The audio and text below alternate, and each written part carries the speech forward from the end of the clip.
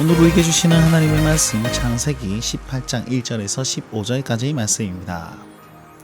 오늘 말씀은요, 여호와께서 사람의 모습을 빌어서 아브라함을 만나고 다시 한번 이삭을 줄 것이라는 그 약속을 강조하는 장면으로 볼 수 있습니다.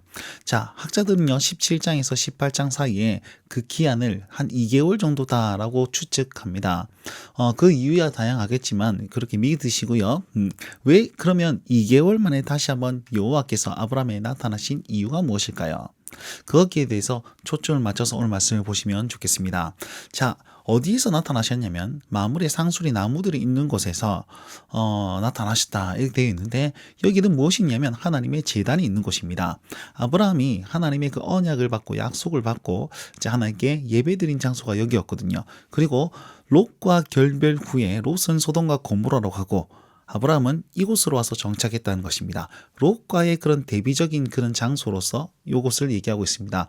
롯을 얘기하는 이유는 내일 말씀 16절에 소돔과 고모라와 대비하고 있거든요. 거기는 심판받는데 여기는 아들을 얻을 것이라는 복의 메시지를 전하고 있는 그런 대비적인 부분들을 나타내 보이고 있습니다. 자, 그곳에 맞은편에 사람 셋이 서 있었습니다. 사람의 모습으로 왔지만 이 중에 한 분은 여호와이십니다. 왜냐하면 1절에 여호와께서 나타나셨다라고 얘기하고 있거든요. 그리고 오늘 본문 중에 계속 주어가 여호와께서 라고 말씀하고 있기 때문에 그중 한 분은 여호와십니다. 자, 그분들을 딱 보고 이제 아브라함이 급히 달려가서 몸을 굽혀 내 주여 종을 떠나지 마옵소서 하고 붙잡습니다. 아마도 이 아브라함은 본능적으로 혹은 이렇게 경험적으로 아브라함이 하나님이심을 알아보았다라고 우리는 추측해 볼 수 있습니다. 그 전에도 하나님을 많이 배웠고 또한 예배의 장소 제단 곁에서 사람들이 나타났으니까 제단에서 하나님께서 임하셨다라고 우리는 깨달았겠죠. 어쨌든 하나님이심을 알고 얼른 발을 씻기고 떡을 준비하고 좋은 송아지로 요리를 하고 우유를 대접하면서 그들을 섬기는 모습이 나타나 보이고 있습니다. 근데 섬기는 그 모습을 딱 보니까 8절 말씀에 나무 아래 모셔서 섬에 그들이 먹으니라. 누가 섰다는 것입니까? 아브라함이 서 있습니다. 자, 오늘 요 1절에서 8절까지 말씀 중에 아브라함의 그 행위를 보십시오. 첫 번째, 엎드려서 간청합니다. 몸을 굽혀 이렇게 되어 있죠. 몸을 굽히단 말은 예배하다라는 이렇게 단어와 동일한 단어를 쓰고 있습니다. 아버지 그분께 경배하면서 예배하면서 이곳에 머물러 주십시오라고 얘기를 하였고, 그들을 접대할 때는 옆에 딱 서서 제 섬기는 모습으로 나타나 보이고 있죠.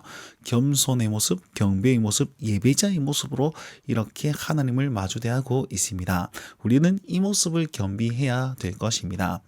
자, 그렇다면 이 하나님께서 왜 아브라함에게 다시금 나타나셨을까요? 2개월 만에요.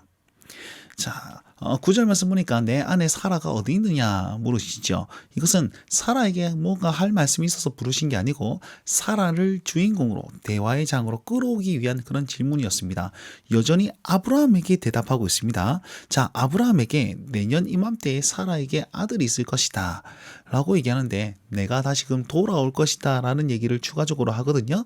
자, 히브리 사람들은요, 어떤 사람이 돌아올 때는 은혜 갚으러 온다 이런 느낌을 이런 그런 생각들이 가지고 있습니다. 하나님께서 다시금 돌아오실 때 복을 주고 은혜를 가지고 올 것이다 이렇게 생각을 합니다.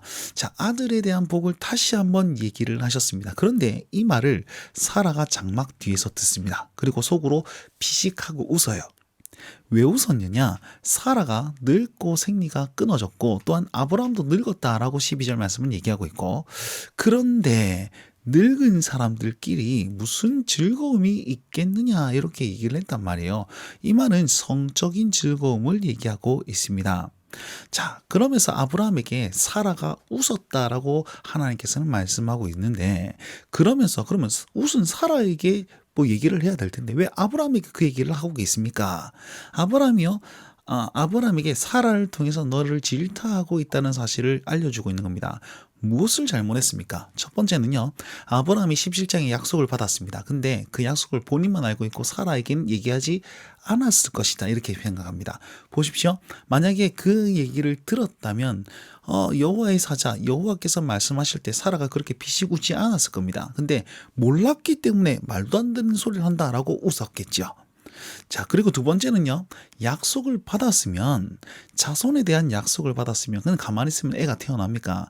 아니지요. 성적인 관계를 해야지 자녀가 태어날 것 아닙니까? 그런데 이 아브라함은 약속을 받고서도 아무런 성적인 관계를 맺지 않았다는 것입니다. 아무런 시도도 하지 않고 그냥 가만히 있었다라는 것입니다. 우리가 하나님 약속을 받았으면 그 약속을 믿음으로 행동해야 되는데 그 모습이 없었다는 것이죠.